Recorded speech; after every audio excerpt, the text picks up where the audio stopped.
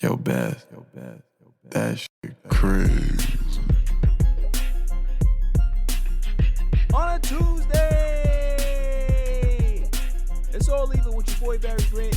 You can catch me on Instagram and Twitter at All Even Podcast. You can listen to the show on Podbeam as well as Apple Podcasts, Google Podcasts, Deezer, Stitcher, Spotify, iHeartRadio. I'm all over the place, man. And trust me, go to YouTube, hit that subscribe button, like, share, and comment because the page is growing, baby. That All Even wave. Get on that wave. Lots to get into. What is going on with Rachel Nichols and ESPN? I'm going to talk about that. We're going to talk about the NBA Finals as well. Who wins Game 1? Who has the advantage in the series? Nate McMillan gets his due in Atlanta. Dallas is on Hard Knocks. Definitely excited about that. What's Your Question returns, where I read off email questions if they're good. And then the greatest segment on the planet, Dummy of the Week. So let's just jump right into it. Episode 90. Episode 90, man. This is a big one. You know, we're 10 episodes away from 100. It's definitely going to be a great celebration for episode 100. I can't wait for that. So I just wanted to get that out of the way before I get into this Rachel Nichols, Marie Taylor, ESPN situation and where I lie on this and what my thoughts are. So Rachel Nichols recently came out today that ESPN has removed her from sideline duty for the NBA Finals due to the recording that came out that had her speaking about, ESPN and their practices and how they do things and how they don't need to be giving jobs to certain people for certain situations. And, Maria Taylor got mad. They have to separate them. They can't work in the same space. Big mess. Here's my thing, though. Let's look at this from just a regular day-to-day standpoint. You have a job. You do your job. And it's contracted. It's in writing. And somebody tells you, hey, Bill, hey, Susan, hey, whoever, we're going to give your job to such and such due to the sensitive nature of what's going on outside of this building. You're okay with that, right? No, nobody would be okay with that. I don't care who you are. I don't care what profession you're in.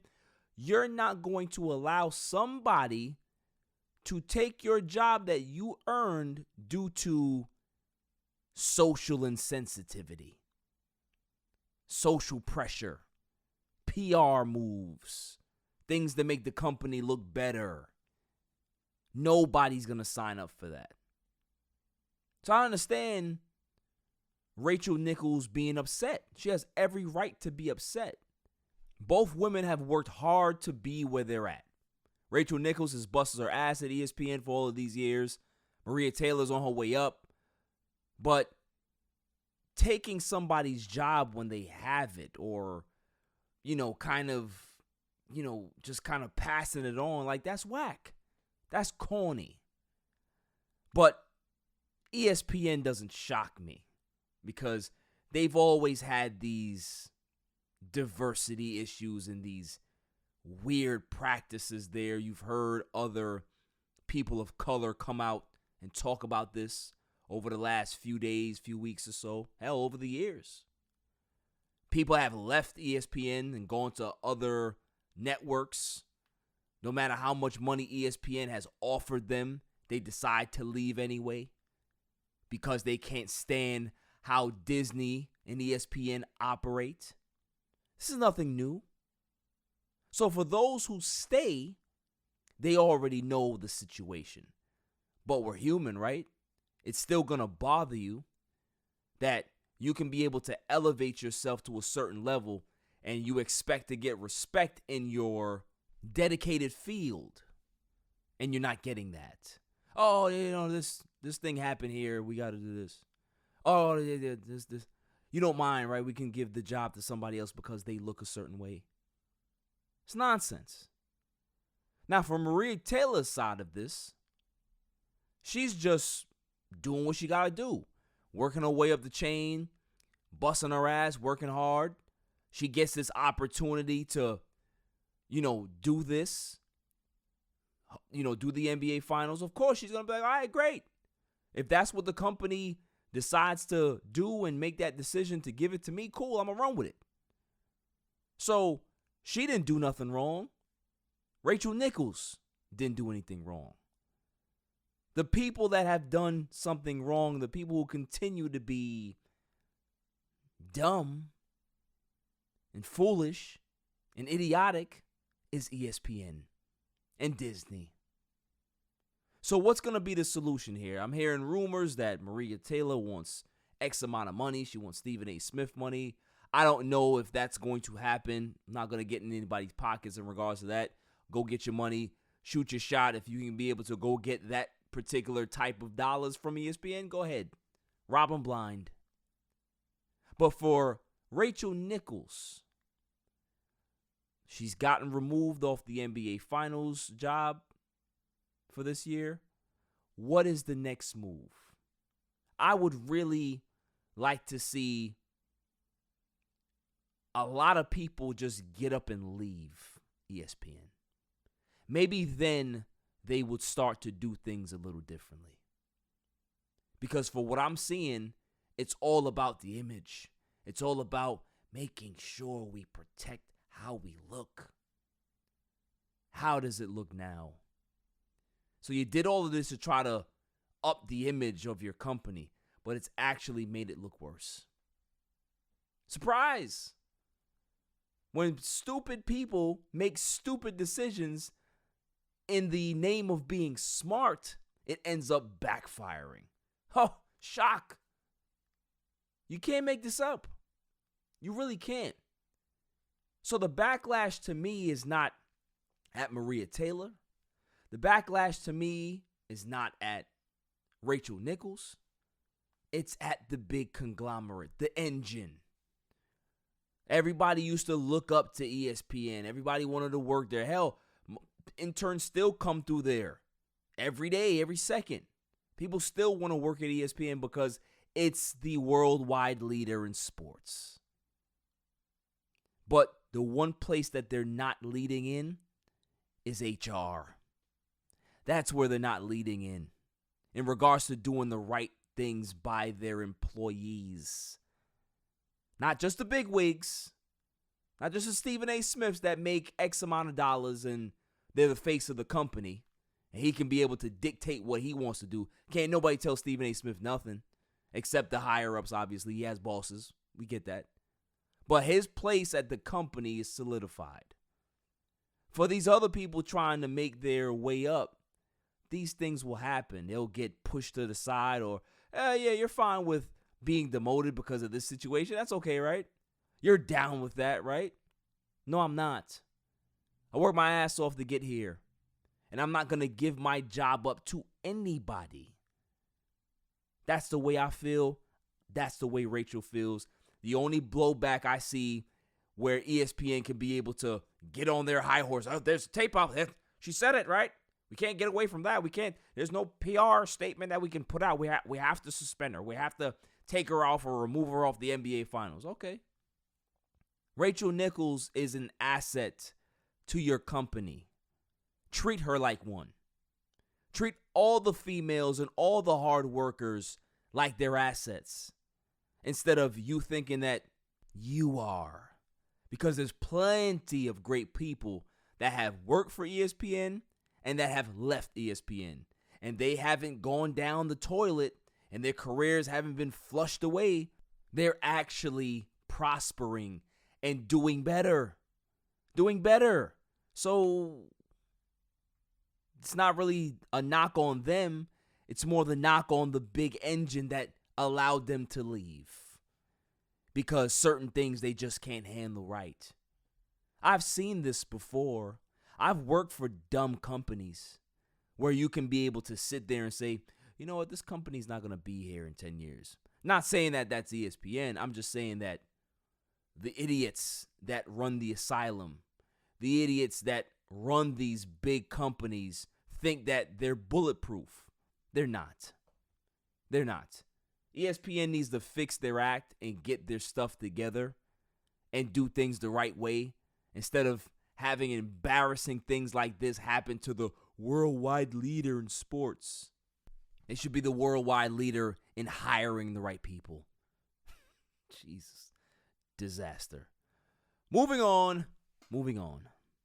Nate McMillan finally gets his respect. He gets upgraded to officially named the head coach of the Atlanta Hawks. What took them so long? So it took this Eastern Conference Finals run to convince the Atlanta Hawks that, you know what? That Nate McMillan guy, he's the guy. Really? Nate McMillan, since the day he got in Atlanta, turned that franchise around. Accountability, professionalism. He allowed guys to understand what was at stake, and they played that way.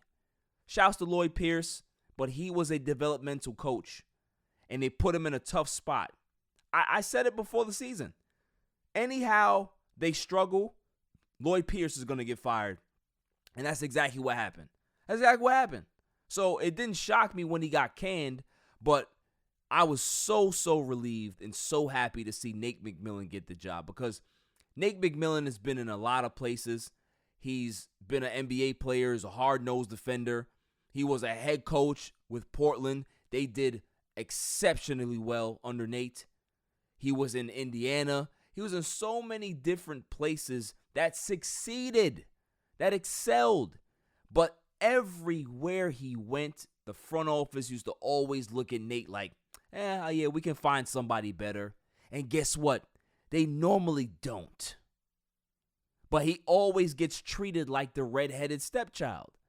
Like he's not good enough to lead a team to an NBA final. He's not good enough to get a long-term contract. He's not good enough to be the staple and the foundation of your franchise in regards to coaching. He's always passed over by different people. So I don't understand it. I love the fact that he got the job, but it's way overdue. He should have got that job from the time that they clinched the 5th seed in the Eastern Conference. That's how good they were. They were one of the best teams record-wise the second half of the season. That was Nate. Nate did that. So let's cut the nonsense. He's always been a great coach. He's always been underappreciated, underutilized. And now I'm hoping that the front office, the franchise, the fans, all of the players, they understand how special and how important this guy is. Nate McMillan reminds me of Dusty Baker. Dusty Baker, it doesn't matter what team he goes to. He go to one of the worst teams in baseball, Dusty Baker will turn around that franchise. Will he get you to a World Series? Possibly. Will he win? He hasn't shown the ability to do that. But he's a great manager, great leader of men. But Dusty Baker, just like Nate McMillan, gets passed over. So I'm hoping that he sticks here for a while. I'm hoping that this can be able to be home for him for a while. More than 5 years, I'm hoping, because he's a really, really good coach. And they can be able to pull some guys, pull some professional athletes, professional basketball players there in Atlanta with Nate McMillan at the helm. Definitely.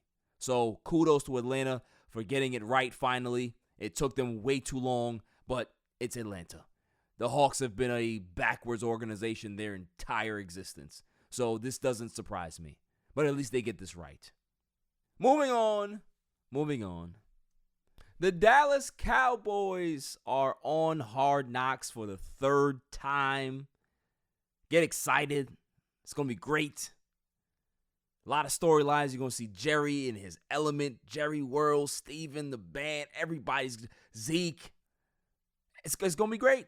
It's going to be great. Now listen.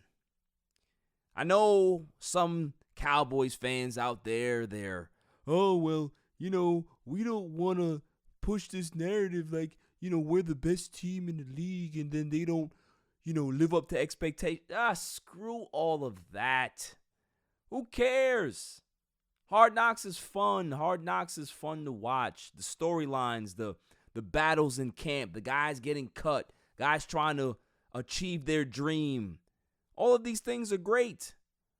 What's it matter? Last time we were on Hard Knocks, the team, who cares? Any Cowboys fan who is upset about this or like they're weary about Hard Knocks, just stop. Turn in your card, turn in your jersey, and watch another team. Root for the Houston Texans. Because this is nonsense. Cowboys are America's team. They're one of the most exciting teams out there in regards to storylines. Not saying that they're big-time winners, but they have good dynamics on this team. Their rookies talk a lot of crap. Jerry Jones is Vince McMahon. This is great. This is great. I'm curious to see exactly, who they bring in. There's always going to be like a surprise free agent that they bring in or some guy off the street that ends up wowing the coaches and takes somebody's job. Who is it going to be? Is it going to be the guy from Pathmark? Who is it going to be? I don't know, but I'm curious to watch. I can't wait. Be watching every second of Hard Knocks. Why? Because I'd love to see Richard Sherman walk through that door and sign with the Cowboys. I'd still like to see Earl Thomas sign with Dallas. So maybe we get a surprise. I don't know. We'll get something. Well, all I know is it's going to be exciting. Dallas is back on the national stage in regards to Hard Knocks. I love it. I think Dak Prescott has a big year ahead of him. He has a lot to prove. If he's not an MVP finalist, I'll be very, very disappointed in Dak Prescott. Zeke got a new trainer. He's looking spry and thin, and they say his explosiveness is back. I believe it when I see it. But there's a lot to look forward to. Definitely want to hear what Jerry has to say because Jerry is the man.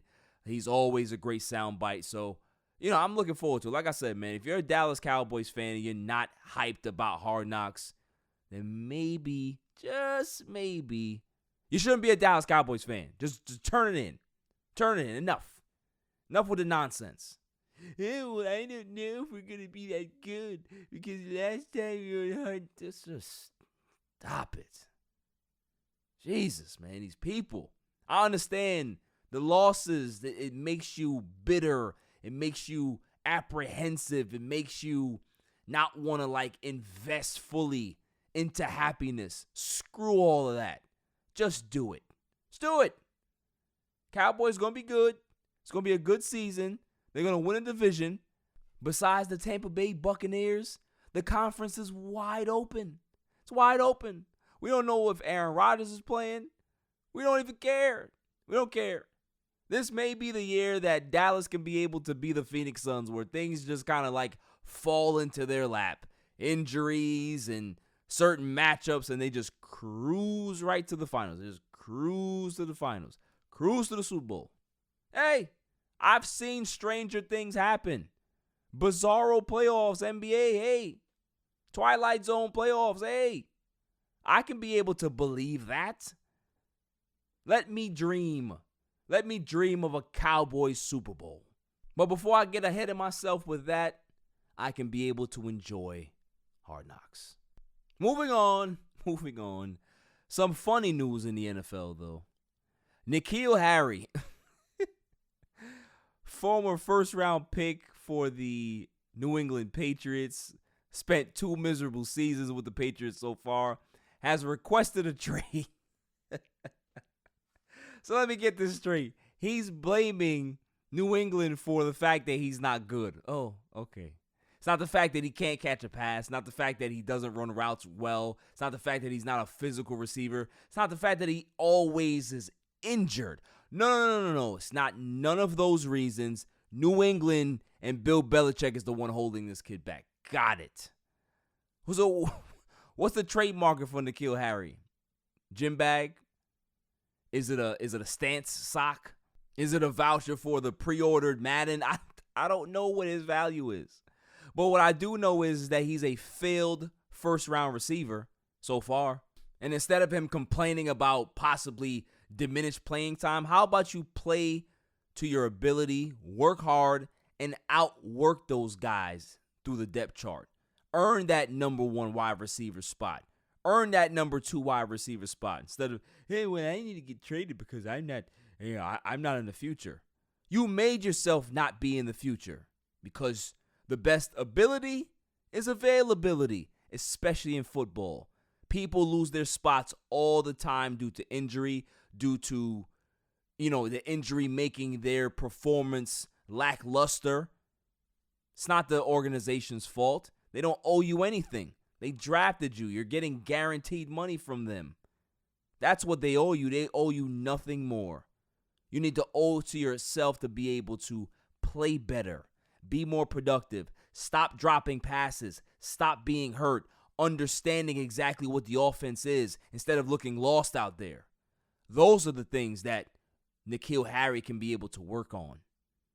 This whole trading request or demand, I don't think anything happens. And hell, Bill Belichick is probably the guy that will take a 7th-round pick for you and send you to football purgatory. We all know where that is, right? It's either Houston or Detroit. So be careful what you wish for, 𝐦𝐨𝐤𝐤. Coming up after the break, NBA Finals are finally here, and I'm going to talk about them. On a Tuesday night, it's all even. Yo, it's your man DJ G Money from that Flip the Script podcast. You see it? We in the studio right now. Flip, shut up. Yeah. Whoa, listen. Shout out to the All Even podcast. My man Barry Grant Jr. What's up, man? What happened? What you want to say to the people? Shout out somebody else's podcast? Yeah, let me get the joint. What's up? All Even. All Even podcast. Yo, it ain't even up here, boy. We put this go something. All Even. Yo, oh my God. What's up with you, man? Now that's a shout out. You keeping this? Yeah, keep all that. You want to jump All in the Even camera? podcast, right? Yeah, All Shout out Even. to All Even podcast, right? All Even? That's your man? My man. All right, shout out to All Even podcast. You cool? 100%. He cool. Is he cool? Let me see. Is he cool? Yeah. What is it, G? Oh. Shout out, G. Oh. Cool, man. Welcome back, y'all. NBA Finals are here. Everybody's excited because, we have 2 brand new teams. There's not any retread guys. There's not any guys that's been to 15 billion finals, and everybody's exhausted of seeing LeBron and all of these other guys. And okay, it's fine. We got some fresh blood in the NBA Finals. Game 1 is tonight. It's kicked off already. The score is 9-8 Bucks early in the game. 8:12 left in the first quarter. Giannis has decided to play in Game 1 of the NBA Finals. This is huge for the Bucks in regards to morale. Their big guy is back. What are my thoughts on the series, though? Who has the upper hand in the series? Who has the advantage? Well, let's go through the starting lineup and let's go position by position. We have Chris Paul against Jrue Holiday. Who has the advantage there? I'd say you go Chris Paul, right? Shooting guard, Devin Booker against Chris Middleton. I would definitely say that that's advantage Devin Booker, right? Small forward position. You have Bridges versus P.J. Tucker. I would say that you can give the edge to Bridges because offensively, he's a little better than Tucker, right? Power forward position, who do you got? You got Giannis versus Crowder. Obviously, you're going to take Giannis. And then the big man position, you got Brook Lopez versus DeAndre Ayton. I got Ayton. So 4 guys out of the 5 starting players, the Suns have the advantage. Just physically, they're better, right? But what is going to be able to separate these 2 teams really in this series? It's going to be coaching. And we all know that Monty Williams is a hell of a coach. Runner-up for Coach of the Year this year. He's done phenomenal in these playoffs in regards to adjustments, knowing what buttons to press, his half-court sets, his plays coming out of the timeout, the execution that this team does seamlessly. It's flawless. They've played great basketball in these playoffs. On the other end of it, you have Mike Budenholzer, guy that's looked lost the last 2 seasons. He's looked lost in these playoffs as well. Fails to make adjustments. Not a real great half-court set guy. The offense is not that impressive under him, honestly. So, who has the advantage in the series? Just by going off what I just said. Phoenix. Now, is that going to be the end-all, be-all and what dictates who wins and who loses? No, it doesn't, but it definitely helps. Definitely helps. So who do I feel is the X factor for both teams in the series? Well, my X factor for the Bucks is going to be Pat Connaughton. I think if Pat Connaughton has a good series, if he finds a way to have a good series, the Bucks may be able to do some damage and possibly send Phoenix home early. The X factor that I have for the Phoenix Suns is definitely going to be Cameron Payne. Cameron Payne is the X factor for the Suns. If Cameron Payne ends up having a very good series, I really can see the Suns winning this particular series in quick fashion as well. So there's a lot of different moving parts here. I'm not making any predictions. I told y'all already, these bizarro playoffs, they're not getting me. They're not getting me again. Nope, not doing it. I'm just going to watch these games and give my objective opinion in regards to what I see game to game. But those are my X Factor players, and those are the guys that I feel can be able to really unlock this team and really push them forward to possibly winning an NBA championship. Now let's go ahead and talk about another narrative or plot, subplot to this final. Who has more to prove in these finals?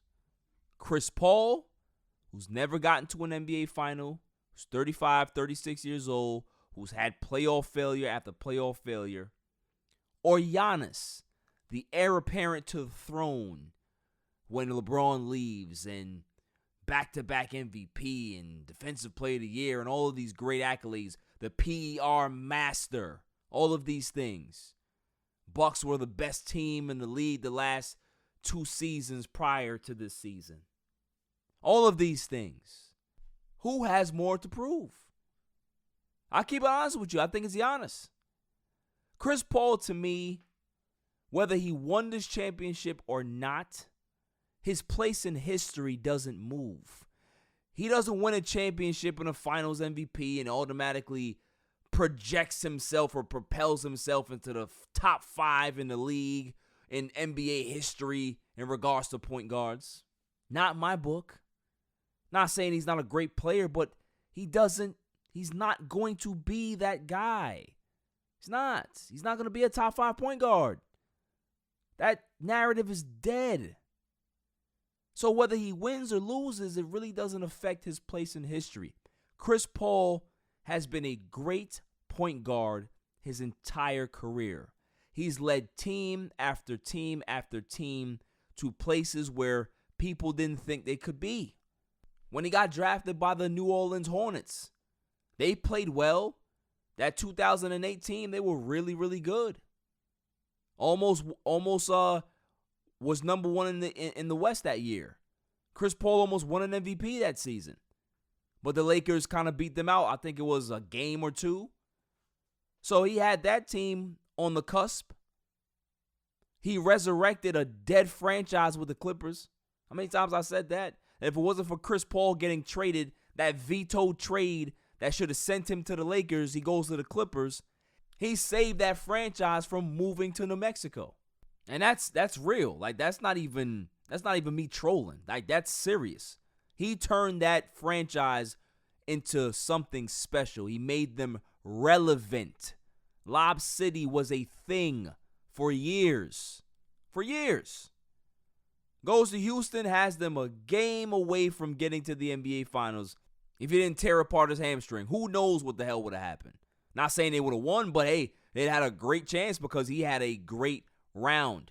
He was busting Steph Curry butt in that playoff. Goes to the Oklahoma City Thunder. That team was supposed to be a dumpster fire lottery team. They're going to trade him to whatever destination he wanted to. And he ends up turning that team into a 5th seed in the Western Conference and got to a Game 7. Like, this is what Chris Paul does. So he doesn't have anything to prove. But the other guy, the big guy on the other side, has a lot to prove. There's a lot hanging on his head. You know how he always gets hyped and does that celebration where he's putting the crown on his head? That's a thing where he thinks that he's there, but if he's really there, he will win these NBA Finals. Because if he doesn't, you're going to hear a ton of scrutiny come down. Heard or not, that's what comes with the territory. When you want to be the best player in the world, you want to be the greatest player in the NBA, top 3, top 1, whatever it is, you want to be that guy, then you have to wear the heavy crown. You have to take the criticism. So Giannis has all the pressure here, to be honest with you. He has to win these finals. He has to prove that that big contract that Milwaukee gave him was not a mistake. He has to prove that you don't have to go to a big market team to win a championship. You can win where you got drafted. There's a lot of things on this guy's plate. He's holding the small market's hope in his hands for every other owner and team around the NBA. Hell, around sports. Small markets around sports are looking at Giannis to deliver. So this is why I'm telling you that he has the most pressure. He has to deliver. He cannot have a LeBron James 2011 finals performance against Dallas. Can't. He has to be the guy. He has to lead this team to a championship. He has to be the guy to say, the last time the Bucks won a title, it was Kareem Abdul-Jabbar. Now I'm that dude. I'm really that dude now because I'm in that category. That's what's going to separate him. That's what's going to make him king. Until he does that, to me, Giannis is just a stat stuffer. Giannis is just a guy that likes to beat his chest, beat up on bad teams, and when it comes to playing against great teams or the stakes are really, really high, he falls short. Yes, he's definitely come a long way in these playoffs. He's done a lot. In that Brooklyn series, he stepped up. He played well against the Hawks before he went down. So he's answered the call, but the journey's not done yet. Kobe Bryant wouldn't be satisfied getting to the finals. He wants to win. That's what Giannis has to do. You got to win. You're here. It's not about, I'm happy to be here. You know, we had such a good... Yeah, all of that is cool. When you're that guy, though, you got to win. Other teams can be able to do that. Hell, the Phoenix Suns can be able to do that. Yeah, you know, it's a great season. You know, we could definitely build on this and blah, blah, blah. We're young. Giannis, on the other hand, needs to win. All right, so let's go ahead and move on to my latest segment, What's Your Question? Where I answer email questions if they're good. And if they're bad, maybe I will answer it and I'll go ahead and make fun of you for asking me that awful question. So let's see what we have on the docket today. We got Dante from Queens. He writes, what is the window for the Nets? It seems to me that they have next year and then all bets are off. Do you agree? That's interesting. I know that James Harden is his contract is up. I think all of their contracts are up if I'm not mistaken. Maybe Durant and Kyrie have another option, but yeah, man, it's they definitely have a lot of work to do. They're kind of like in the same boat, if not worse than the Lakers are, because they have 3 superstars over there, and to find pieces that can be able to fit with this team, because I'm talking about salary-wise, they don't have enough money to be able to go get themselves a free agent. They have to get guys on vet mins and bargain deals and stuff like that. Like, I heard a rumor that Kevin Love wants to go to Brooklyn if he's bought out. Of course it's going to be if he's bought out because Brooklyn can't trade for that obnoxious contract that he has. So they're going to have to go get bargain bazaar deals and try to fill out their roster. And that's the drawback with having a big three is that when you have these three guys, okay, cool, it's great. You'll have this scoring, but what's the rest of the team going to look like? And if you have injuries to those big three, what's going to happen to the team? You saw exactly what happened. So this may end up being a reoccurring factor for them next season as well. Health. Kyrie has never been healthy. KD has had some struggles in his career. Harden has never really had any struggles like that, especially in the regular season. But, you know, we saw him be hurt and banged up this season as well. So, yeah, I can definitely agree with that their window may be very questionable after next season. I do believe that they have that chance to win a title next year, but after that, definitely gets murky. Next one we have here is going to be Steven from Inglewood, California. He writes, "We are diehard Laker fans, and I wanted to ask you, who is more logical to get? Zach LaVine, De'Aaron Fox, or Buddy Hield? Because we have two guys that are a little older, and I feel we need some youth. Thoughts?" Yeah, well, Steven, I'm not gonna lie to you. I think you're spot on in regards to trying to get a younger guy to be able to put with that other dynamic that you have, that duo that is aging and has some durability issues. So yeah, I definitely think that they need to get somebody that's younger. The more logical pick or trade is definitely Buddy Hield. I think Buddy Hield for the right price can be had. I think if you're willing to part with the number 22 pick, Kyle Kuzma, KCP, maybe that gets it done. And do you do that? Hell yeah. Hell yeah, I do that. I want Kyle Kuzma gone. I want him gone. I just don't feel like he's going to be any better than what he is right now. He's peaked. You know what I'm saying? Like, his basketball IQ is not that high. He makes bad decisions all the time. Cringe-worthy statements and interviews. It's just, I've just had enough of Kyle Kuzma. I wish that they would send him off to Siberia. And what I mean by Siberia, I mean the Clippers. Like, send him to the basement. Send him there with a jacket.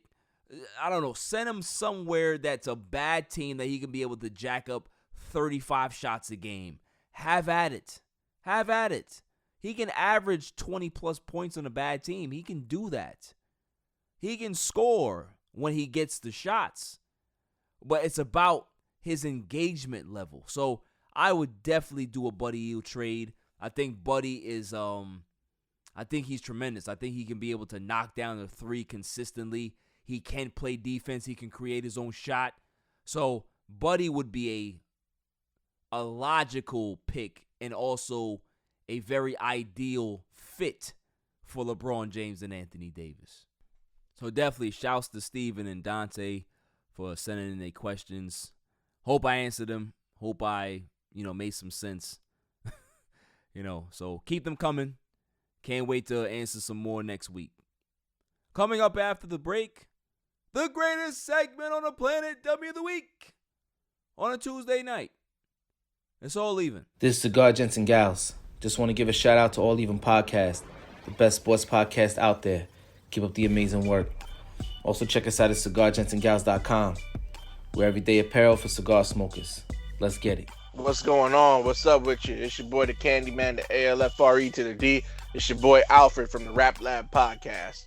And it's the one and only True G. Just call me the QG from the Rap Lab Podcast. And you tuned in to All Even with Barry Grant. Boy, that shit crazy. Welcome back, y'all. So without further ado, the greatest segment on the planet, W of the Week. Dummy, yeah. We pick candidates on Tuesday and Saturday, and then we pick the winner on that Saturday show. So who is my first candidate for W of the Week? May I have the drum roll, please? And the candidate is Kevin Durant. forward for the Brooklyn Nets, top 3 player in the NBA, future Hall of Famer, crybaby. He is my candidate for because he just won't stop. Ladies and gentlemen of the jury, Kevin Durant is the most sensitive, thin-skinned superstar I've ever seen. He's very, very content with engaging with people and firing back at people who say things about him that he feels are disparaging. Hell, he went after poor Steve Kerr. Steve Kerr said, listen, certain guys can be able to just dial in and not worry about the outside noise like LeBron and Jordan and, Kobe. Be like those guys. You know what I mean? He's like, oh, well, why didn't Steve Kerr say that I was practicing? I was there all the time. And I come on, enough. Just stay home and run your business. Like, do something, but stay on your phone and answer critics and this and that. Like, you're Kevin Durant. You've said this before. I'm Kevin Durant. Act like it.